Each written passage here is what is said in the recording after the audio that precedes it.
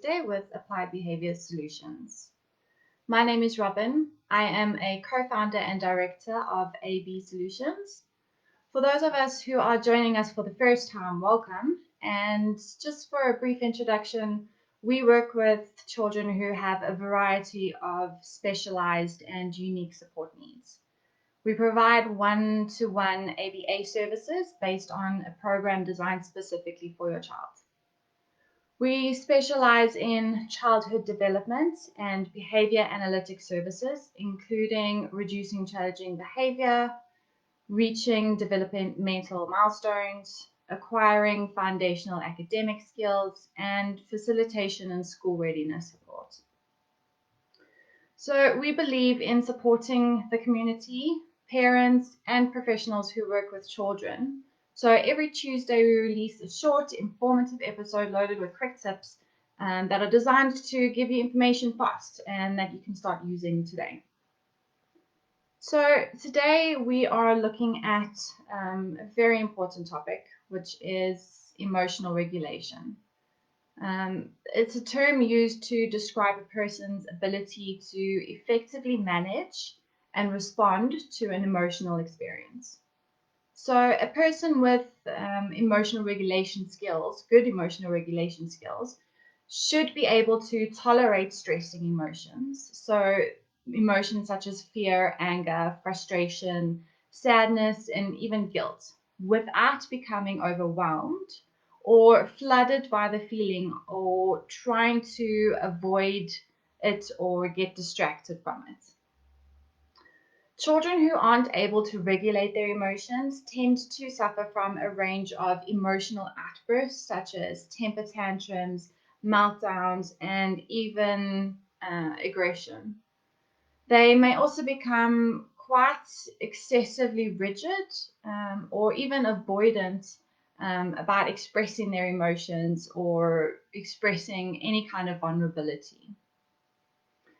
They may have difficulty forming strong bonds with others or even going to trusted people for support. And that is one of the keystones to emotional regulation, is being able to seek out others and share experiences with them.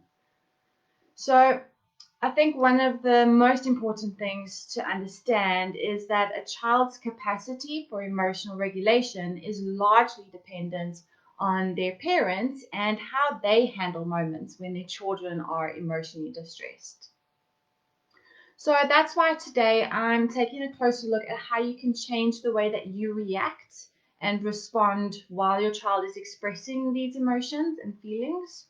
So, for example, what are you doing immediately following your child running into the kitchen, screaming that his sister stole his toy and starts crying?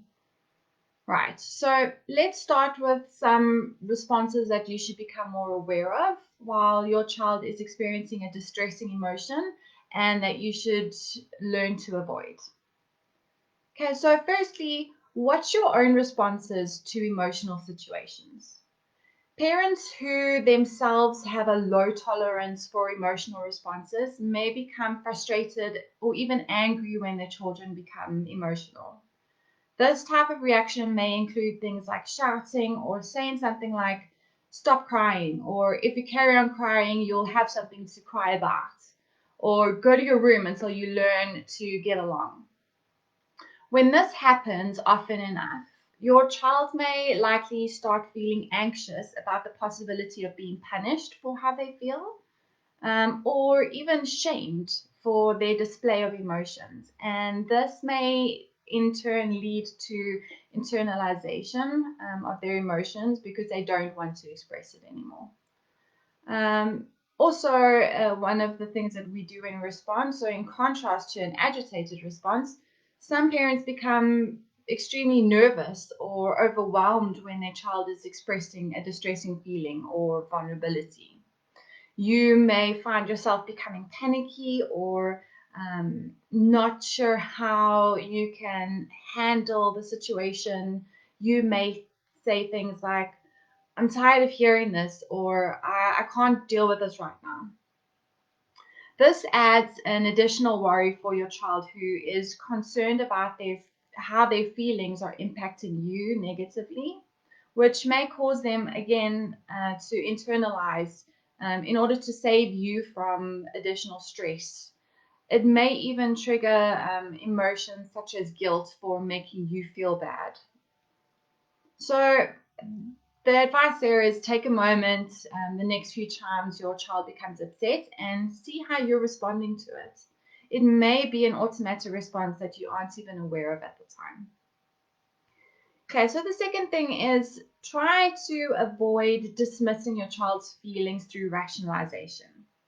So this is when we say things like, oh, it's not that bad, or other people have it way worse than you do, or you really don't need to feel like this right now. Sometimes these statements are very true. A lot of the times, like other kids have it way worse. It's definitely kids out there who have it worse than your kid has it. And sometimes the kid is catastrophizing, and there is no reason for them to be feeling the way that they are now. And also, our intent with these kinds of rationalizations is to be kind and show perspective to your kid. But it is important that we try and avoid these responses because they can be dismissive or they can even invalidate how your child is feeling at that moment in time. Over time, your child may begin thinking that their feelings are irrelevant and they may try to dismiss any negative emotions that they are feeling and just like throw it away. It's fine. And that's when suppression starts happening. So we want to try and avoid that rationalization. All right, so the last response that you can start becoming aware of and avoid is, at least initially, so while they're expressing their feelings, is rationalization, giving solutions and advice as well as distraction. This may be a short-term relief, but it won't help your child build stronger emotional regulation skills and emotional intelligence. So, rationalizing and providing solutions in the moment will often lead to feelings of frustration from your child. They may feel like, oh, you just don't get it. They're trying to show you how they're feeling, and you're just going in there with, okay, do this, try that. What it also tends to do is it makes your child think about their feelings without actually being present in the actual experience that they're going through. Distraction also, so like getting them to forget that they're upset by buying them a new toy or letting them go play video games instead. These responses are okay in moderation, but when used regularly, it won't allow your child to develop the regulating skills that they need. Also, when doing this kind of response, it's better to do so after you've validated their feelings. Okay, so those are the points that you want to stay away from while your child is expressing their feelings. So next up, I'm going to give you 3 steps that you can follow next time your child comes to you in distress.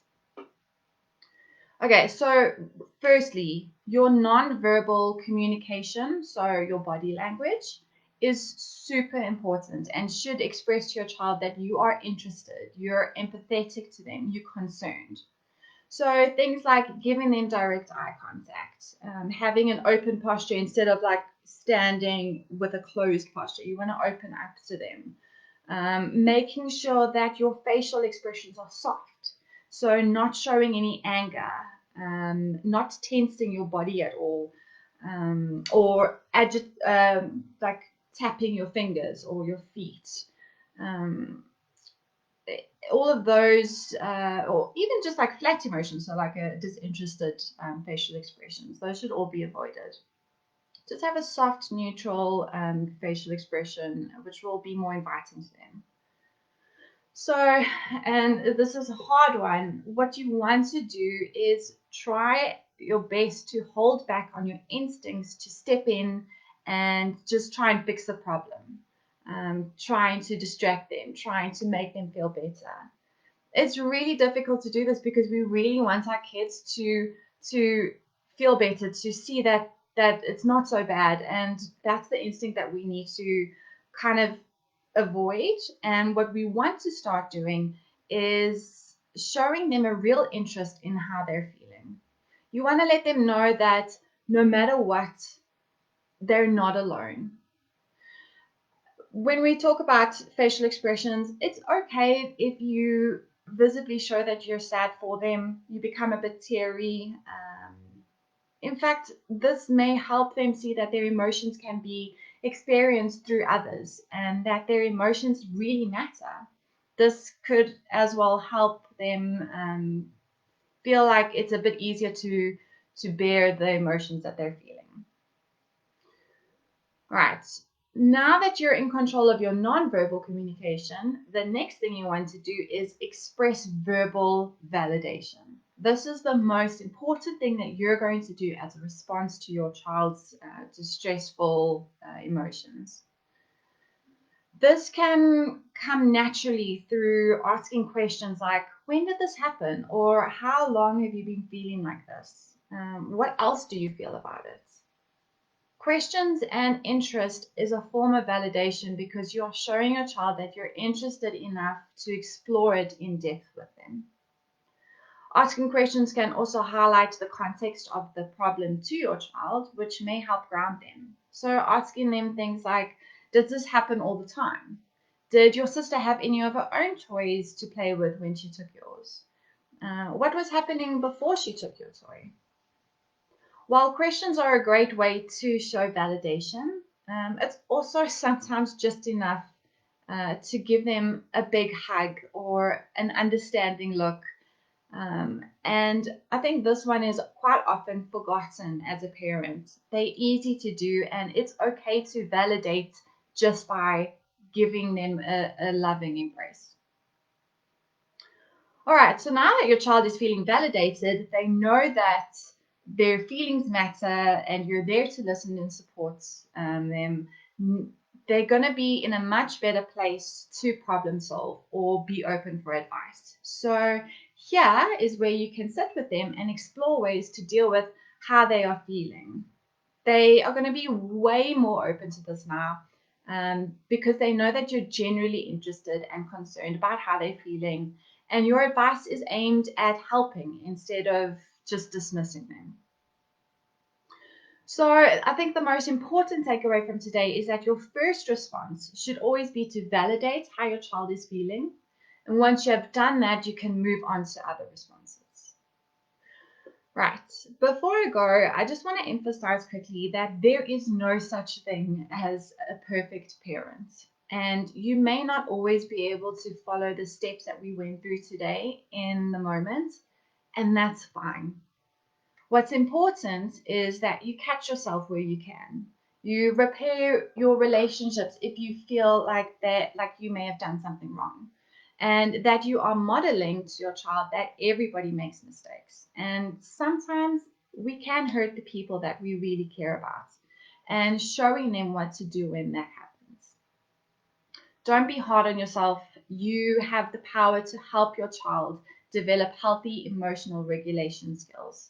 And just by watching this video, you're taking the steps towards being the best parent that you can be. Right, so that's us done for today. If you found this talk helpful, please take a quick minute to like and comment, and also to share this video with somebody who you think could also benefit from it. Tune in next week for another episode of Quick Tip Tuesday, and don't forget to follow us on Facebook and Instagram for this and other episodes. Be safe, everybody.